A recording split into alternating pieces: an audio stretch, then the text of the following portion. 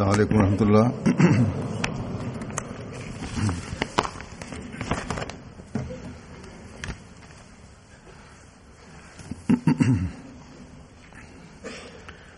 اشہد ان لا الہ الا اللہ وحدہ لا شریک لہ واشهد ان محمدا عبده ورسوله.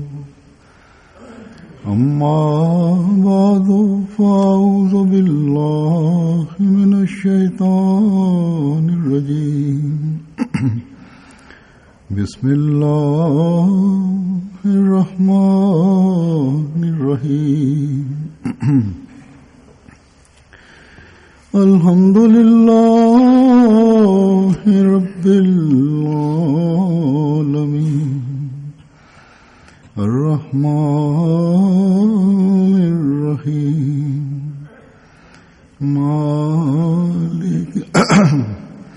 مالک یوم الدین. إياك نعبد وإياك نستعين. اهدنا الصراط المستقيم صراط الذين أنعمت عليهم غير المغضوب عليهم ولا الضالين. اس وقت میں حضرت مسلم موعود رضی اللہ عنہ کے واقعات پیش کروں گا جو آپ نے حضرت مسیح موعود علیہ السلام کے بارے میں بیان فرمائے ہیں.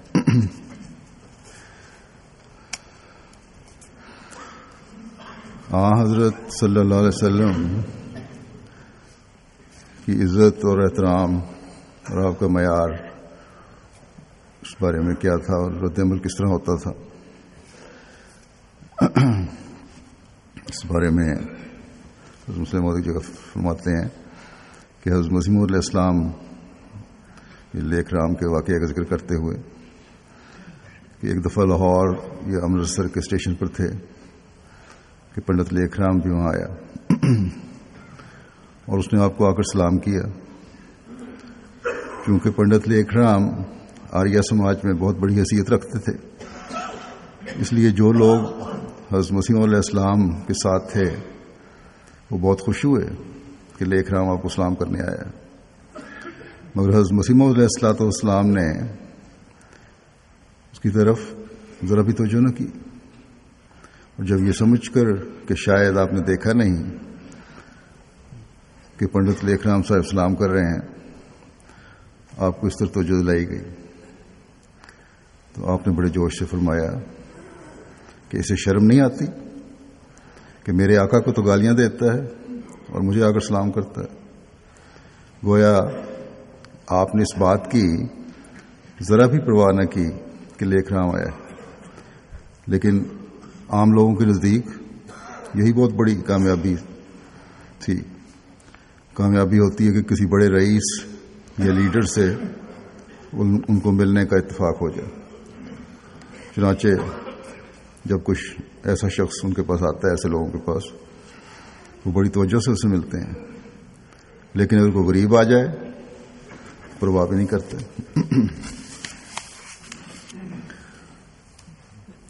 اسی واقعے کا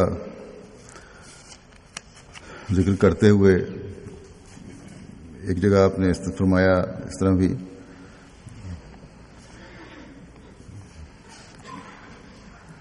کہ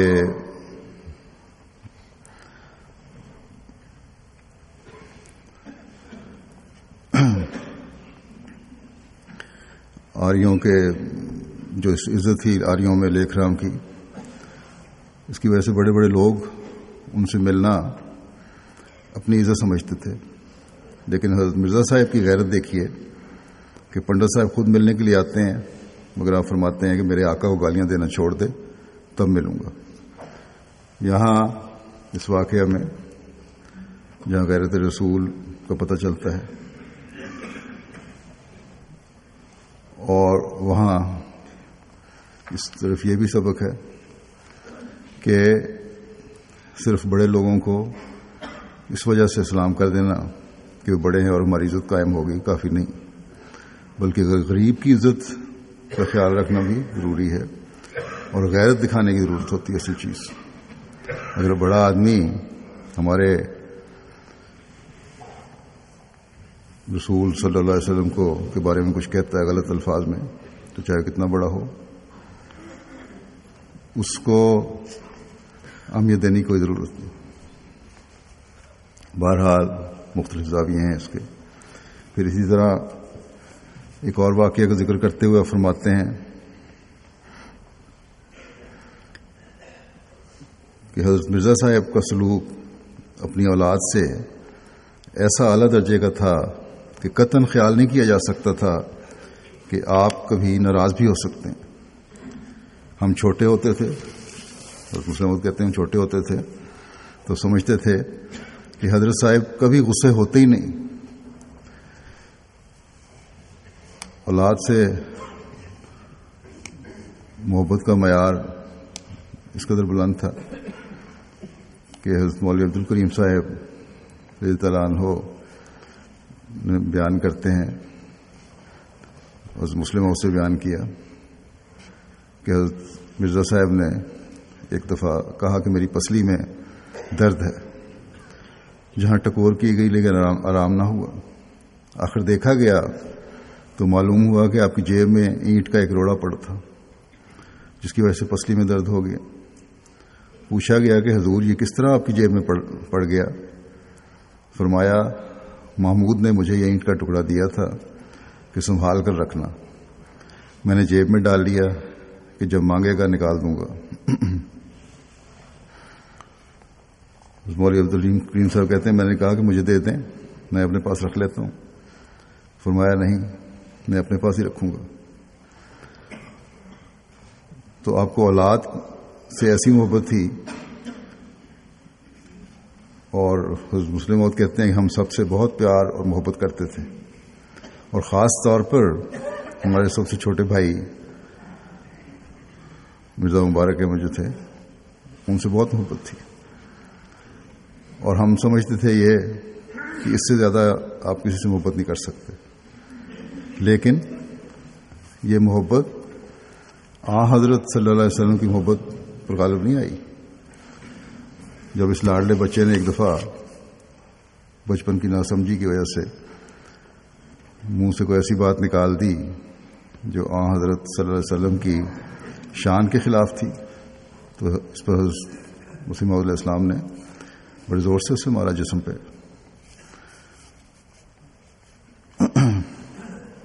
پھر ایک اور واقعہ کا ذکر کرتے ہوئے فرماتے ہیں کہ لاہور میں آریوں کا ایک جلسہ ہوا جس میں شامل ہونے کی دعوت حضرت مرزا صاحب علیہ السلام کو بھی دی گئی، اور بانیان جلسہ نے اقرار کیا کہ رسول کریم صلی اللہ علیہ وسلم کے متعلق کوئی برا لفظ استعمال نہیں کیا جائے گا، لیکن جلسے میں سخت گالیاں دی گئیں۔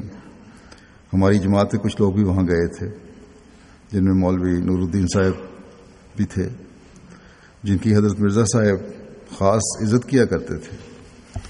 جب آپ نے سنا کہ جلسے میں رسول کریم صلی اللہ علیہ وسلم کو گالیاں دی گئی ہیں، تو مولوی صاحب کو کہا کہ وہاں بیٹھا رہنا آپ کی غیرت نے کس طرح گوارا کیا، کیوں نہ آپ اٹھ کر چلے آئے۔ اس وقت آپ علیہ السلام ایسے جوش میں تھے کہ خیال ہوتا تھا کہ مولوی صاحب سے بالکل ناراض ہو جائیں گے۔ مولوی صاحب نے کہا حضور غلطی ہو گئی۔ آپ نے فرمایا یہ کیا غلطی ہے کہ رسول کریم صلی اللہ علیہ وسلم کو گالیاں دی جائیں اور آپ وہاں بیٹھے رہیں۔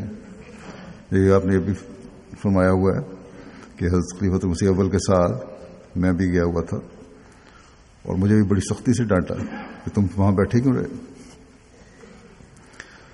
بس آج حضرت مسیح موعود علیہ السلام پر یہ لوگ جو الزام لگاتے ہیں کہ نعوذ باللہ آپ حضرت صلی اللہ علیہ وسلم سے بڑا اپنے آپ کو سمجھتے ہیں، کیا یہ لوگ ان جذبات کا، اس اظہار کا مقابلہ کر سکتے ہیں؟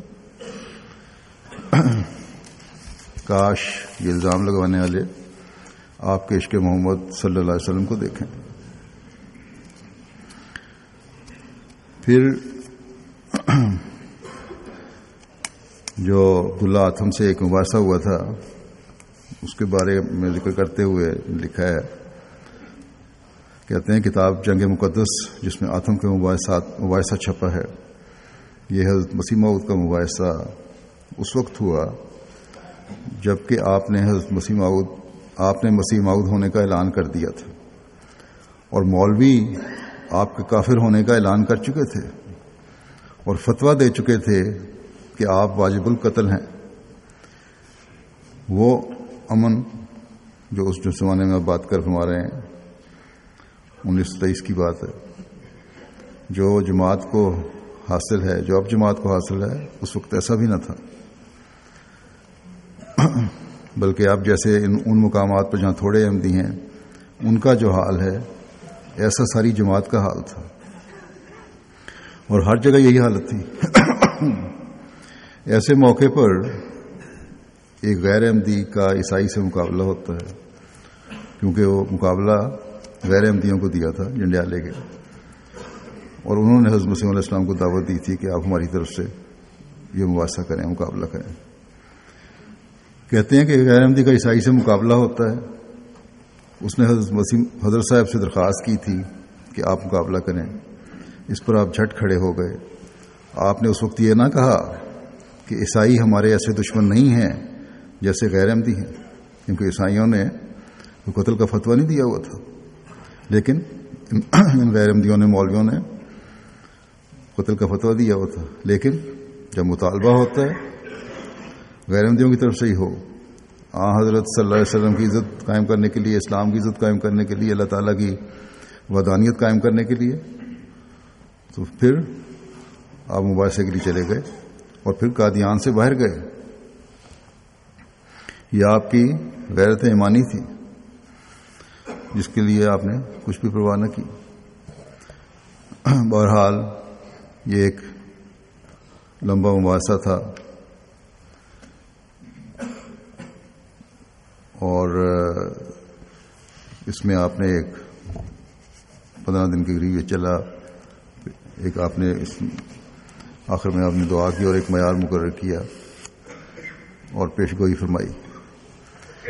اس پیشگوئی کے بارے میں آپ فرماتے ہیں حضرت مسیح علیہ السلام نے کہ آج رات جو مجھ پر کھلا وہ یہ ہے کہ جب میں نے بہت تضرع اور ابتحال سے جناب الہی میں دعا کی کہ تو اس امر میں فیصلہ کر، اور ہم عاجز بندے ہیں، تیرے فیصلے کے سوا کچھ نہیں کر سکتے، تو اس نے یہ نشان بشارت کے طور پر دیا ہے کہ اس بحث میں دونوں فریقوں میں سے جو فریق عمدن جھوٹ کو اختیار کر رہا ہے اور سچے خدا کو چھوڑ رہا ہے، وہ انہی دنوں مباحثہ کے لحاظ سے یعنی فی دن 1 مہینہ لے کر یعنی 15 ماہ تک حاویہ میں گرایا جائے گا، اور اس کو سخت ذلت پہنچے گی بشرطے کہ حق کی طرف رجوع نہ کرے، اور جو شخص سچ پر ہے اور سچے خدا کو مانتا ہے اس کی اس سے عزت ظاہر ہوگی۔ سچے خدا کا تو حضرت مسیح علیہ السلام ہی ماننے والے تھے، عیسائیوں نے تو یسوع کو خدا بنایا ہوا تھا اور اس پر بحث کر رہے تھے۔ بہرحال یہ ایک لمبی بحث ہے، جیسا کہ میں نے کہا، اس کا انجام بھی دنیا نے دیکھا۔ اس بارے میں حضرت مسلم موعود رضی اللہ عنہ نے 1-2 واقعات بیان کیے ہیں، وہ پیش کرتا ہوں۔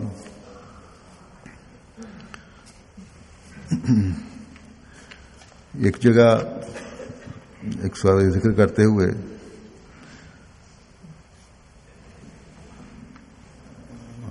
آپ نے خواجہ غلام فرید صاحب چاچڑا شریف کا ذکر کیا ہے کہ ڈپٹی عبداللہ آتم کے متعلق حضرت مسیح موعود علیہ السلام نے جو انذاری پیشگوئی فرمائی تھی، جیسا کہ پہلے ذکر ہو چکا ہے، پڑھ چکا ہوں، جب اس کی میعاد گزر گئی اور آتم نہ مرا، 15 ماہ کی میعاد تھی نا، تو ظاہر بین لوگوں نے شور مچانا شروع کر دیا کہ مرزا صاحب کی پیشگوئی جھوٹی نکلی۔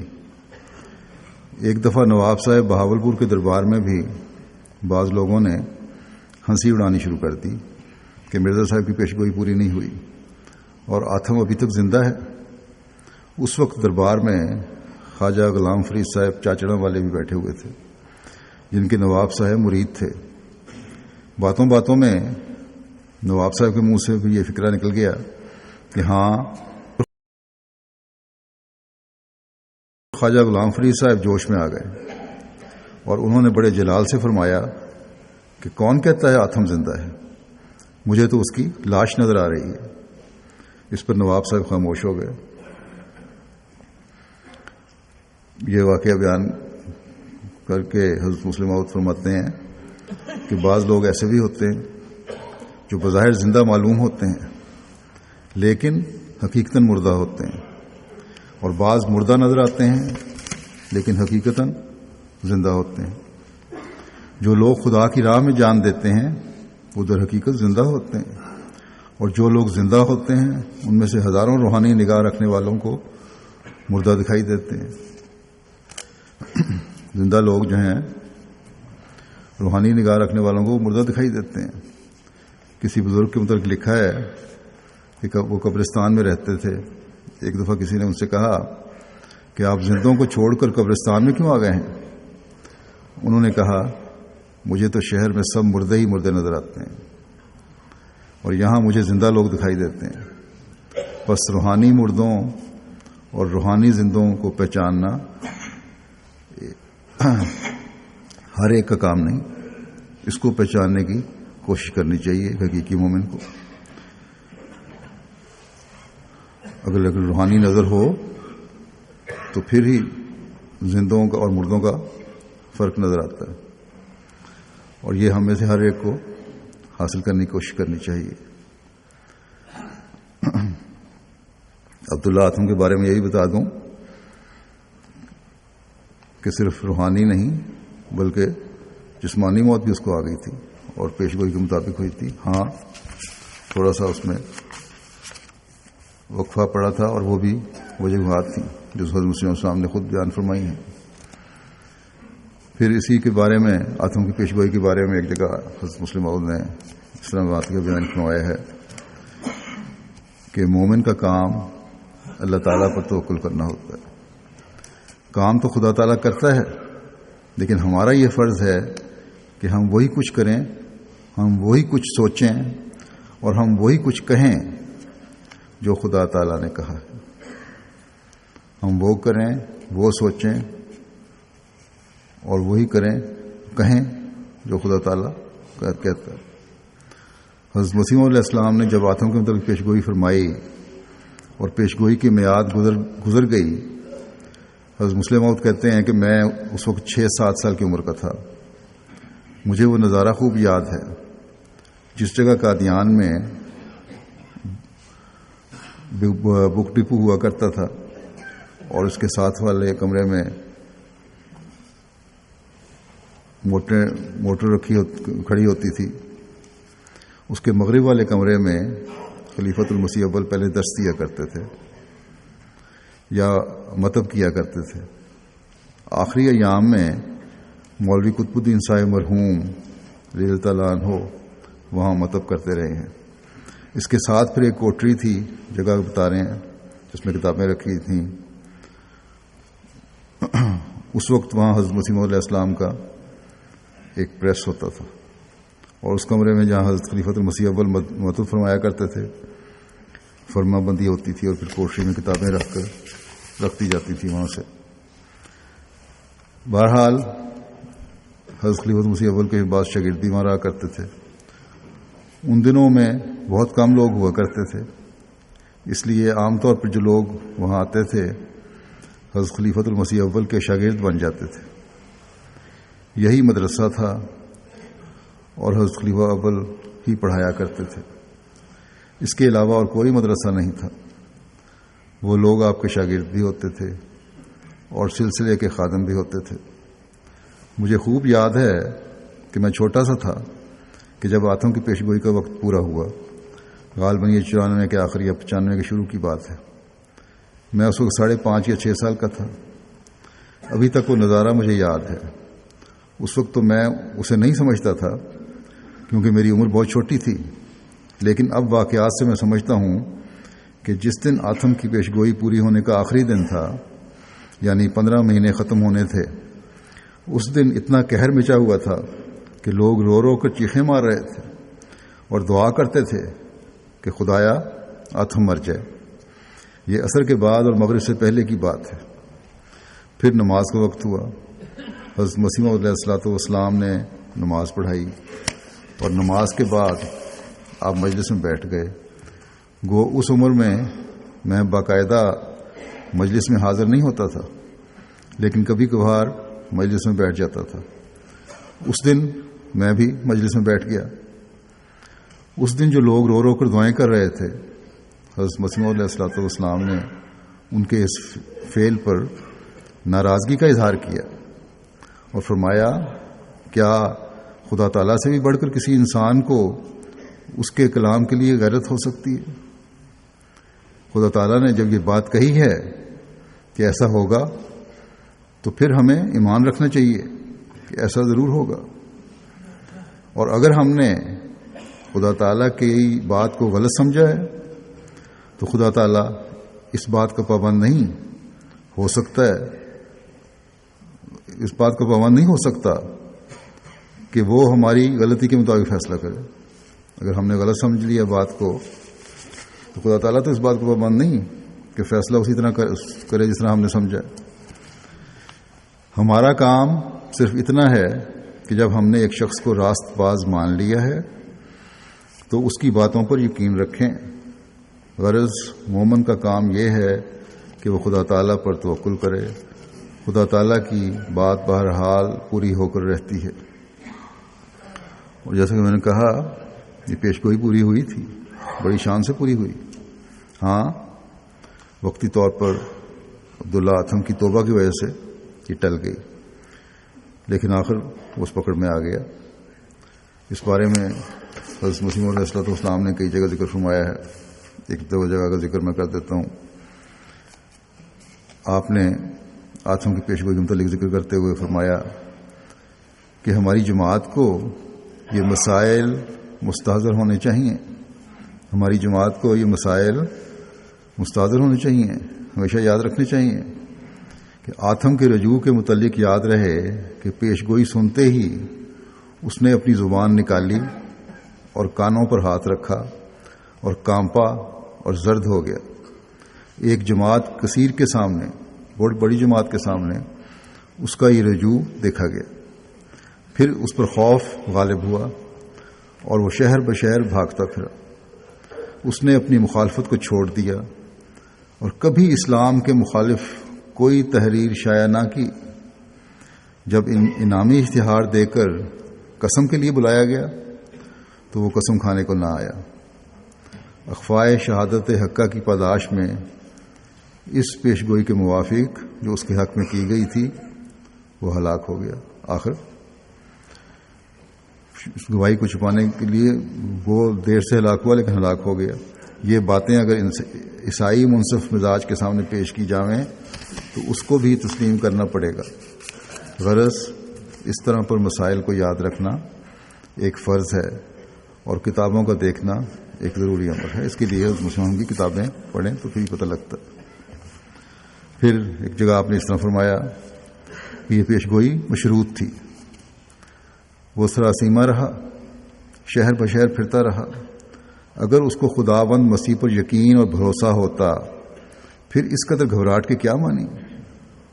لیکن ساتھ ہی جب اس نے اخفائے حق کیا اور ایک دنیا کو گمراہ کرنا چاہا، کیونکہ اخفائے حق بعض ناواقفوں کی راہ میں ٹھوکر کا پتھر ہو سکتا تھا، تو اللہ تعالیٰ نے اپنے صادق وعدہ کے موافق ہمارے آخری اشتہار سے 7 مہینے کے اندر اس کو دنیا سے اٹھا لیا، اور جس موت سے وہ ڈرتا اور بھاگتا پھرتا تھا اس نے اس کو آ لیا. میری سمجھ میں نہیں آتا کہ آتم کے معاملے میں لوگوں کو کیا مشکل پیش آ سکتی ہے. اس قدر قوی قرائن موجود ہیں اور پھر انکار۔ قرائن قویہ سے تو عدالتیں مجرموں کو پھانسی دے دیتی ہیں۔ غرض یہ آتم کا ایک بڑا نشان تھا، اور براہین احمدیہ میں اس فتنے کی طرف صاف صاف اور واضح لفظوں میں الہام درج ہو چکا ہے۔ پھر ایک جگہ آپ نے فرمایا، ایک موقع پر اس کی ذکر کرتے ہوئے پیش گوئی کے بارے میں، کہ وہاں تو یہ لکھا ہوا ہے اس میں کہ بشرطے کے حق کی طرف رجوع نہ کرے، یہ تو نہیں لکھا کہ بشرطے کے مسلمان ہو جاوے۔ اس سے پہلے وہ رسول اللہ صلی اللہ علیہ وسلم کو نعوذ باللہ دجال لکھ چکا تھا، اور یہی وجہ مباحثے کی تھی۔ پھر جب میں نے پیشگوئی سنائی تو اس نے اسی وقت کانوں پر ہاتھ دھرے اور کہا کہ توبہ توبہ، میں تو دجال نہیں کہتا۔ یہ لوگ نہیں سمجھتے کہ صرف عیسائی ہونا یا بت پرست ہونا اس امر کا موجب نہیں ہوتا کہ دنیا میں عذاب آوے۔ عیسائی ہونا یا بت پرست ہونا اس امر کا موجب نہیں ہوتا کہ دنیا میں عذاب آوے۔ ایسے عذابوں کے لیے تو قیامت کا دن مقرر ہے۔ عذاب ہمیشہ شوخیوں پر آتا ہے۔ اگر ابو جہل وغیرہ شرارتیں نہ کرتے تو عذاب نازل نہ ہوتا۔ نیرا باطل مذہب پر پابند ہونے پر نہ کوئی عذاب آتا ہے، نہ کوئی پیشگوئی کی جاتی ہے۔ ہمیشہ زیادہ شوخیوں پر پیشگوئیاں ہوتی ہیں۔ پھر انہوں نے فرمایا کہ انسان کیسے ہی بت پرست یا انسان پرست کیوں نہ ہو، مگر جب تک شرارت نہ کرے عذاب نہیں آتا۔ اگر ان باتوں پر بھی عذاب دنیا میں ہی آ جائے تو پھر قیامت کو کیا ہوگا؟ پھر آپ نے فرمایا کافروں کے لیے اصل زنداں قید خانہ تو قیامت ہی ہے، جہاں فیصلے ہونے ہیں وہ تو قیامت ہی ہے۔ اس پر سوال پیدا ہوتا ہے کہ پھر دنیا میں کیوں عذاب آتا ہے؟ تو اس کا مختصر جواب آپ نے دیا، تو جواب یہی ہے کہ شوخیوں کی وجہ سے آتا ہے۔ دنیا میں جو عذاب آتے ہیں وہ شوخیوں کی وجہ سے آتے ہیں۔ اس بحث کے دوران جو بحث ہوتی رہی تھی، عیسائی مشریوں نے ایک چال چل کر حضرت مسیح موعود علیہ السلام کو اپنے خیال میں نیچا دکھانے کی کوشش کی، اور خیال کیا کہ آپ کی ایک ایسا طریقہ آزمایا جائے جس سے آپ کی لوگوں کے سامنے سبکی ہو۔ لیکن اللہ تعالیٰ نے ان کا شر ان پہ الٹا دیا، اور وہ گھبراہٹ میں تاری ان پہ ہوئی کہ دیکھنے والے دیکھتے ہیں، جو وہ کہتے ہیں کہ ایسی گھبراہٹ دیکھنے والی تھی ان کی۔ اس بارے میں حضرت مسلم موعود نے حضرت خلیفہ مسیح اول کے حوالے سے فرمایا کہ حضرت خلیفہ اول فرمایا کرتے تھے، مسلم موعود کہتے ہیں میں تو بھی بچہ تھا، اس وقت چھوٹا تھا، کہ آتم کے مباحثے میں میں نے جو نظارہ دیکھا اس سے پہلے تو ہماری عقلیں تنگ ہو گئیں اور پھر ہمارے دماغ آسمانوں پر پہنچ گئے۔ فرماتے تھے کہ جب عیسائی تنگ آ گئے اور انہوں نے دیکھا کہ ہمارا کوئی داؤ نہیں چلا تو چند مسلمانوں کو اپنے ساتھ ملا کر انہوں نے ہنسی کرنے کے لیے شرارت کی کہ کچھ اندھے، کچھ بہرے اور کچھ لولے اور کچھ لنگڑے بلا لیے اور انہیں مباحثے سے پہلے ایک طرف بٹھا دیا۔ جب حضرت مسیح موعود علیہ السلام تشریف لائے تو جھٹ انہوں نے اندھوں، بہروں اور لولوں لنگڑوں کو آپ کے سامنے پیش کر دیا اور کہا کہ باتوں سے جھگڑے طے نہیں ہوتے، بہت بحث ہو چکی ہے اب تو۔ آپ کہتے ہیں کہ میں مسیح ناصری کا مسیل ہوں، اور مسیح ناصری اندھوں کو آنکھیں دیا کرتے تھے، بہروں کو کان بخشا کرتے تھے اور لولوں لنگڑوں کے ہاتھ پاؤں درست کیا کرتے تھے۔ ہم نے آپ کو تکلیف سے بچانے کے لیے اس وقت چند اندھے، بہرے اور لولے لنگڑے اکٹھے کر دیے ہیں۔ اگر آپ فی الواقعہ مسیح مسیح ہیں تو ان کو اچھا کر کے دکھا دیجیے۔ حضرت خلیفہ اول عنہ فرماتے تھے کہ ہم لوگوں کے دل ان کی اس بات کو سن کر بیٹھ گئے، بڑے پریشان ہوئے، اور گو ہم سمجھتے تھے کہ یہ بات یوں ہی ہے، مگر اس بات سے گھبرا گئے کہ آج ان لوگوں کو ہنسی مذاق اور ٹھٹھے کا موقع مل جائے گا۔ مگر جب میں حضرت مسیح موعود علیہ السلام کے چہرے کو دیکھا تو آپ کے چہرے پر ناپسندیدگی یا گھبراہٹ کے کوئی آثار ہی نہیں تھے۔ جب وہ بات ختم کر چکے تو آپ نے فرمایا، جب عیسائی بات ختم کر چکے تو حضرت مسیح علیہ السلام نے فرمایا کہ دیکھیے پادری صاحب، میں جس مسیح کے مسیح ہونے کا دعویٰ کرتا ہوں، اسلامی تعلیم کے مطابق وہ اس قسم کے اندھوں، بہروں اور لونوں لنگڑوں کو اچھا نہیں کیا کرتا تھا، مگر آپ کا عقیدہ یہ ہے کہ مسیح جسمانی اندھوں، جسمانی بہروں، جسمانی لوگوں اور جسمانی لنگڑوں لولوں کو اچھا کیا کرتا تھا۔ اور آپ کی کتاب میں یہ بھی لکھا ہے کہ اگر تم میں، بائبل میں ہے کہ تم میں ایک ذرہ بھر بھی ایمان ہو اور تم پہاڑوں سے کہو کہ وہ چل پڑیں تو وہ چل پڑیں گے۔ اور جو معجزے میں دکھاتا ہوں یعنی عیسیٰ مسیح، وہ تم بھی دکھا سکو گے اس کے ماننے والے۔ بس یہ سوال مجھ سے نہیں ہو سکتا، میں تو وہ معجزے دکھا سکتا ہوں جو میرے آقا حضرت محمد مصطفیٰ صلی اللہ علیہ وسلم نے دکھائے۔ آپ ان معجزوں کا مطالبہ کریں تو میں دکھانے کے لیے تیار ہوں۔ باقی رہے اس قسم کے معجزات، سو آپ کی کتاب نے بتا دیا ہے کہ ہر وہ عیسائی جس کے اندر ایک رائی کے برابر بھی ایمان ہے ویسے ہی معجزے دکھا سکتا ہے جیسے مسیح ناصری نے دکھائے۔ سو آپ نے بڑی اچھی بات کی جو ہمیں تکلیف سے بچا لیا اور ان اندھوں، بہروں، لولوں اور لنگڑوں کو اکٹھا کر دیا۔ اب یہ اندھے، بہرے اور لولے لنگڑے موجود ہیں۔ اگر آپ میں ایک رائی کے برابر بھی ایمان موجود ہے تو ان کو اچھا کر کے دکھا دیجئے۔ آپ فرماتے تھے کہ اس جواب سے پادریوں کو ایسی حیرت ہوئی کہ بڑے پادری ان لولوں اور لنگڑوں کو کھینچ کر الگ کرنے لگے۔ تو اللہ تعالیٰ اپنے مقربین کو ہر موقع پر عزت بخشتا ہے اور ان کو ایسے ایسے جواب سمجھاتا ہے جن کے بعد دشمن بالکل ہکا بکا رہ جاتا ہے۔ ایک صاحب جو حضرت مسیح علیہ السلام کے بڑے موتقد تھے اور بعد میں پھر مرتد ہو گئے، بگڑ گئے، ان کے بارے میں بیان کرتے ہیں مسلم کہ لدھیانے میں ایک شخص میر عباس علی صاحب تھے۔ وہ حضرت صاحب سے بہت خلوص رکھتے تھے، حتیٰ کہ ان کی موجودہ حالت کے متعلق حضرت صاحب کو الہام بھی ہوا تھا۔ لدھیانے میں جب حضرت مسیح علیہ السلام اور مولوی محمد حسین بٹالوی کا مباحثہ ہوا تو میر عباس علی حضرت صاحب کا کوئی پیغام لے کر گئے۔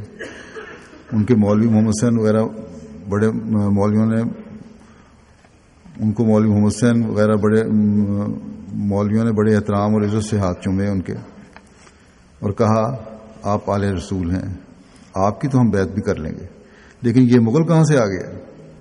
اگر کوئی مامور آتا تو سادات میں سے آنا چاہیے تھا۔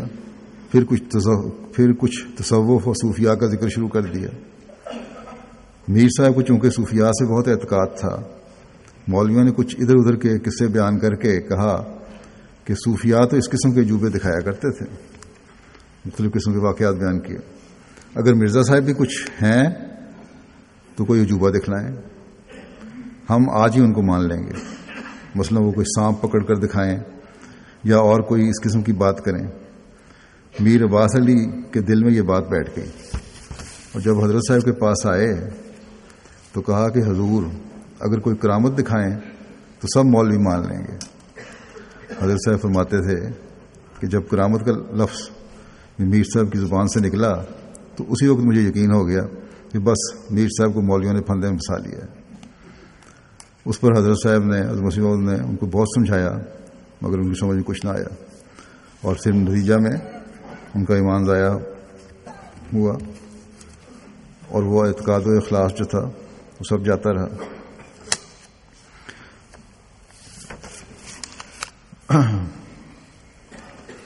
پھر اسی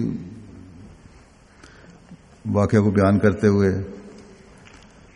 میر عباس علی صاحب کے جگہ فرمایا کہ حضرت مسیح علیہ السلام کو میر عباس علی لدھیانوی کے متعلق ایک وقت علم دیا گیا کہ وہ نیک ہے، جیسا کہ بتایا تھا کہ الہام بھی ہوا، تو آپ اس کی تعریف فرمانے لگے۔ مگر چونکہ اس وقت آپ کو اس کے انجام کا علم نہیں تھا، اس لیے آپ کو پتہ نہ لگا کہ ایک دن وہ مرتد ہو جائے گا، لیکن بعد میں اللہ تعالیٰ نے آپ کو اس کا علم دے دیا۔ غرض انسانی علم بہت محدود ہے، صرف خدا تعالیٰ ہی کامل علم رکھتا ہے جو سب پر حاوی ہے، اور کوئی شخص اس کے علوم کا احاطہ نہیں کر سکتا. جتنا بتاتا ہے اللہ تعالیٰ نبیوں کو بھی، وہ بھی اتنا ہی بتاتے ہیں آگے. انہی میر صاحب کا ذکر مزید ہے کہ حضرت مسیح موعود علیہ الصلوۃ والسلام کو جو ان کے متعلق الہام ہوا تھا، جو آپ سے بڑی گہری ارادت رکھتے تھے، اور یہ ایک دفعہ الہام ہوا جس میں ان کی روحانی طاقتوں کی بہت بڑی تعریف کی گئی تھی، مگر بعد میں وہ مرتد ہو گیا. حضرت مسیح علیہ السلام پر بعض لوگوں نے اعتراض کیا کہ اس کے متعلق تو الہام الہی میں تعریف آ چکی ہے، پھر یہ کیوں مرتد ہو گیا؟ تو آپ نے فرمایا کہ بے شک الہام میں اس کی تعریف موجود تھی، اور اللہ تعالیٰ کا کلام بتا رہا تھا کہ وہ اعلیٰ روحانی طاقتیں رکھتا تھا، لیکن جب اس نے ان طاقتوں سے ناجائز فائدہ اٹھایا اور اس میں کبر اور غرور پیدا ہو گیا تو اللہ تعالیٰ کا غضب اس پر نازل ہو گیا اور وہ مرتد ہو گیا. حضرت مسلم موعود فرماتے ہیں کہ سورہ فاتحہ کی دعا بھی ہمیں بتاتی ہے کہ نفاق اور کفر یہ دو چیزیں انسان کے ساتھ ہر وقت لگی ہوئی ہیں، اور یہ دونوں مرضیں منملہ گروہ میں شامل ہونے کے بعد انسان پر حملہ آور ہوتی ہیں. اس گروہ میں جن پر اللہ تعالیٰ انعام کرتا ہے اس میں شامل ہونے کے بعد حملہ آور ہوتی ہیں. اور اس کی دلیل یہ ہے کہ جو یہودیوں اور عیسائیوں کا ذکر ہے سورہ فاتحہ میں، وہ ان کے انعام کے بعد ان پر یہ حالت طاری ہوئی ہے. اگر مونے ملا ہے کہ اپنے اصل مقام کو نہ پہچانے تو پھر یہ تکبر کی وجہ سے مغضوب علیہم میں شامل کر دیتا ہے اللہ تعالیٰ انہیں، اور یا پھر ضالین میں شامل کر دیتا ہے. بس اس نقطہ کو ہمیشہ یاد رکھنا چاہیے کہ سورہ فاتحہ کے آخر میں برائیوں سے بچنے کے لیے اللہ تعالیٰ نے دعا سکھائی ہے. اس میں ہمیشہ یہ دعا کو یاد رکھنا چاہیے کہ اللہ تعالیٰ ہمیں انعام یافتہ لوگوں میں ہی شامل رکھے اور اس کے جو بد اثرات ہیں وہ کبھی پیدا نہ ہوں.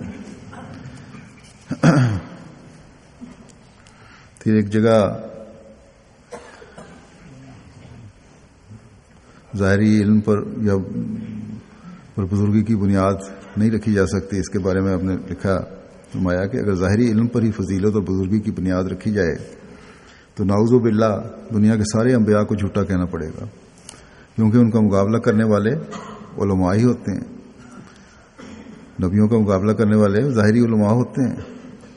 حضرت مسیح موعود علیہ السلام کا بھی انہی لوگوں نے مقابلہ کیا جو اپنے آپ کو ظاہری علوم کے لحاظ سے بہت بڑا عالم سمجھا کرتے تھے، یہاں تک کہ مولوی محمد حسین بٹالوی نہایت حقارت سے حضرت مسیح موعود علیہ السلام کو منشی غلام احمد لکھا کرتے تھے، گویا آپ نعوذ باللہ صرف منشی ہیں کہ 2-4 سطریں لکھ لیتے ہیں، عالم نہیں. اور وہ اس بات پر بڑے خوش ہوتے تھے کہ میں نے انہیں منشی لکھا. پھر آپ نے بیان فرمایا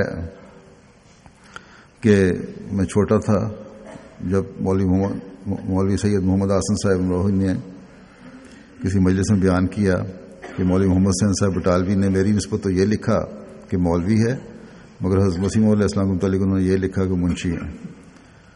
اور مسلم موعود کہتے ہیں کہ مجھے اس وقت بھی یہ بات چھوٹا تھا تب بھی بری لگی تھی ان کی کہ کیوں بیان کی مجلس میں، اور اب بھی بری لگتی ہے. کیونکہ بہرحال جب ماننے والوں کو پھر ایک الفاظ کا چناؤ بھی اچھا کرنا چاہیے، یا بعض واقعات کو بیان کرنے کی ضرورت نہیں ہوتی. اس طرح سچائی کے بارے میں واقعہ ہم سنتے ہیں، مسلم موعود کی زبانی بھی سن لیتے ہیں.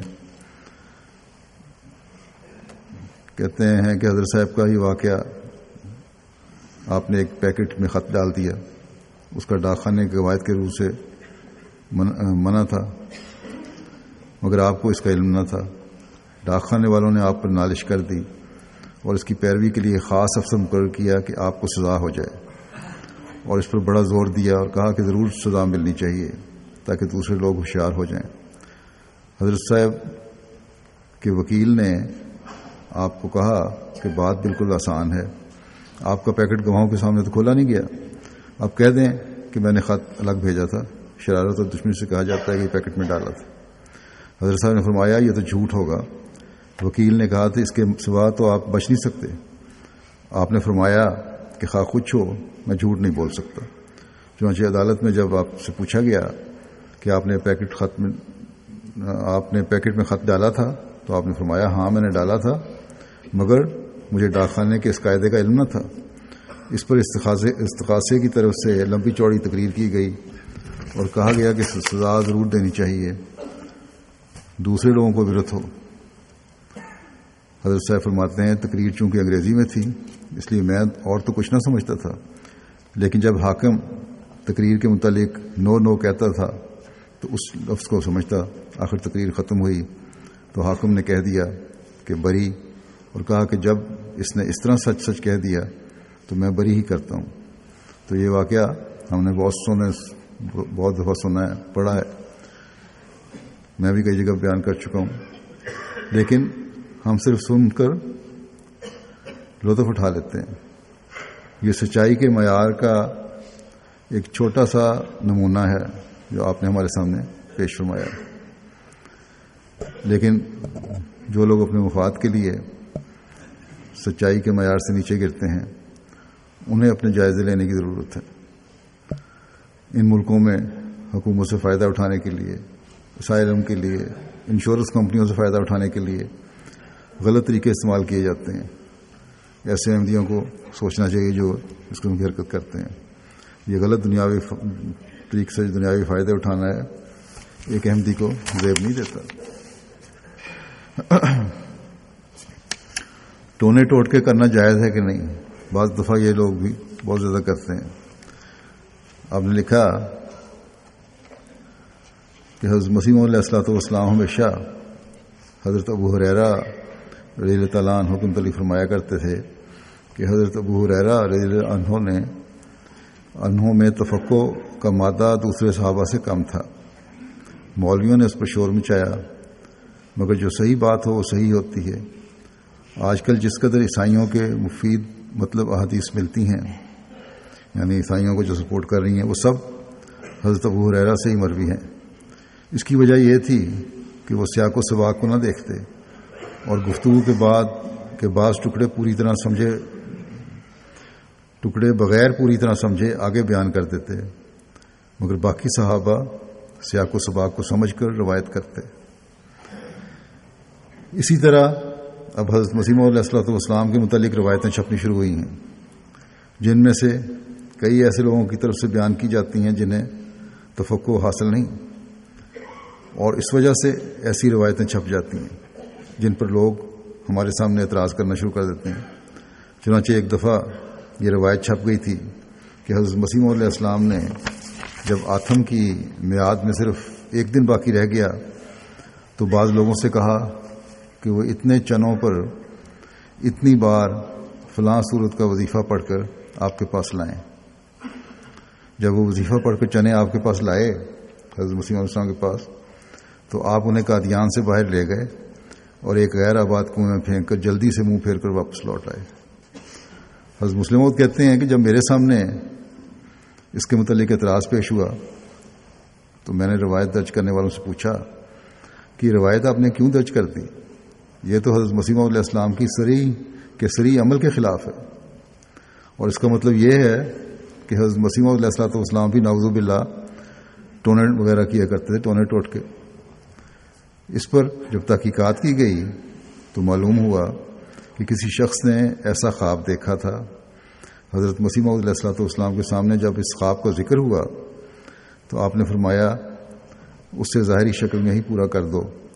اب خواب کو پورا کرنے کے لیے ایک کام کرنا بالکل اور بات ہے، اور ارادتاً ایسا فعل کرنا اور بات ہے، اور ظاہر میں خواب کو بعض دفعہ اس لیے پورا کر دیا جاتا ہے کہ اگر اللہ تعالیٰ چاہے تو اس کا مضر پہلو اپنے حقیقی معنوں میں ظاہر نہ ہو۔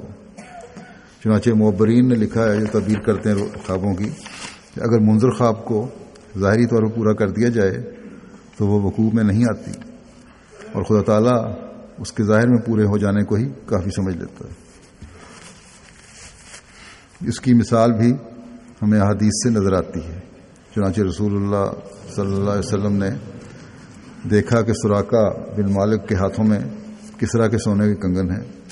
اس رویا میں اگر ایک طرف اس امر کی طرف اشارہ تھا کہ ایران فتح ہوگا، عموماً ہم یہی لیتے ہیں کہ ایران فتح ہوگا، تو دوسری طرف یہ بھی اشارہ تھا کہ ایران کی فتح کے بعد ایرانیوں کی طرف سے بعض مصائب و مشکلات کا آنا بھی مقدر ہے، کیونکہ خواب میں اگر سونا دیکھا جائے تو اس کے معنی غم اور مصیبت کے ہوتے ہیں۔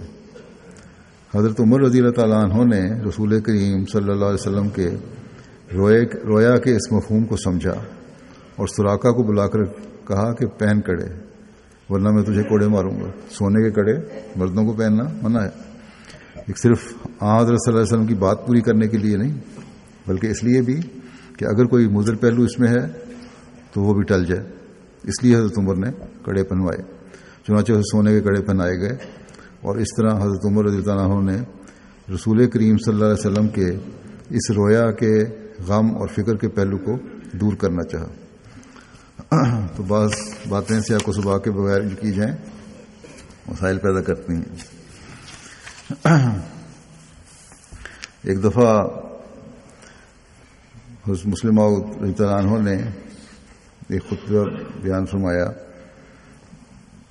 اور اس میں آپ نے جماعت کے افراد کو یہ تلقین کی کہ جھگڑوں اور فسادوں سے بچو۔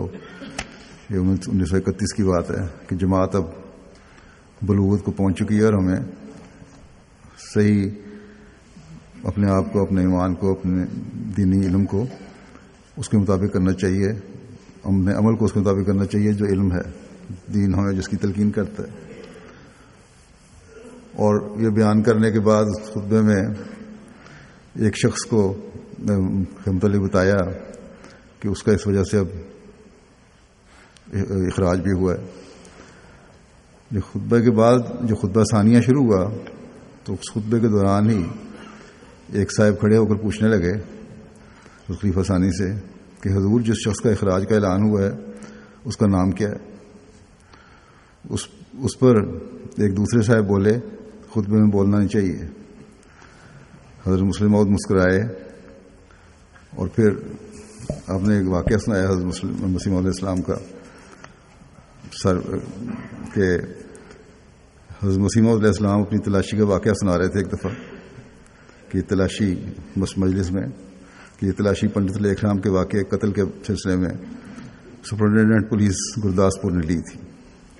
آپ نے فرمایا سپرنٹینڈنٹ پولیس ایک چھوٹے دروازے میں سے گزرنے لگا تو اس کے سر کو سخت چوٹ آئی، ٹکرا گیا دروازے کی چگاٹ سے اور سر چکرا گیا۔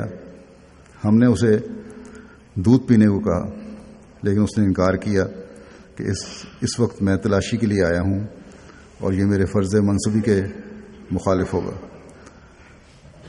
حضرت مسیح موعود علیہ السلام کو جواب دیا اس نے۔ اس پر یہی صاحب جس کا پہلے ذکر ہو چکا ہے کہ مخرج کا نام کیا ہے، تو حضرت مسلم موعود کہتے ہیں اس پر یہی صاحب جو اب بولے ہیں جھٹ بولے، حضرت مسیح علیہ السلام سے انہوں نے سوال کیا کہ حضور اس کے سر میں سے خون بھی نکلا تھا یا نہیں؟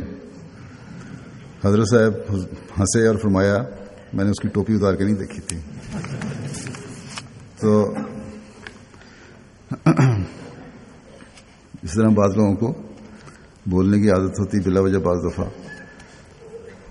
بہرحال خطبے میں بولنا منع ہے، لیکن دوسرے صاحب نے بول کر جو نصیحت کی تھی خطبے میں بولنا منع ہے، ان کا بھی عمل غلط تھا۔ اشارہ کیا جاتا ہے، بعد میں کہا جاتا ہے۔ اس پر حضرت مسلم موعود نے ایک اور لطیفہ سنایا کہ ایک شخص آیا مسجد میں، نماز باجماعت ہو رہی تھی، اس نے اونچا سلام کیا تو نمازیوں میں سے ایک نے وعلیکم السلام اسی طرح اونچا کہہ دیا۔ تو ساتھ جو اس کے کھڑا تھا نمازی دوسرا، اس کو کہنے لگا تمہیں پتہ نہیں نماز میں بولا نہیں کرتے، تم نے جواب کیوں دیا؟ تو بہرحال یاد رکھنا چاہیے کہ خطبہ بھی نماز کا حصہ ہے، اس لیے خطبے میں بولنا ہی منع ہے، سوائے اگر کہیں بولنا ہو، کسی کو روکنا ہو تو امام جو خطبہ دے رہا ہے وہ بول سکتا ہے، نماز میں تو امام بھی نہیں بول سکتا۔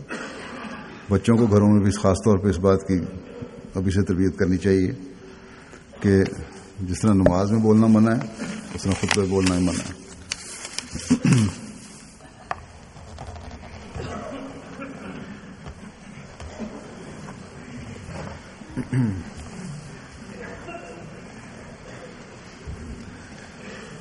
الحمد لله نحمده ونستعينه ونستغفره ونؤمن به ونتوكل عليه ونعوذ بالله من شرور أنفسنا ومن سيئات أعمالنا من يهده الله فلا مضل له ومن يضلل فلا هادي له ونشهد أن لا إله إلا الله ونشهد أن محمدا عبده ورسوله. عباد الله رحمكم الله إن الله يأمر بالعدل والإحسان وإيتاء ذي القربى وينهى عن الفحشاء والمنكر والبغي يعظكم لعلكم تذكرون. اذكروا الله يذكركم وادعوه يستجب لكم ولذكر الله أكبر.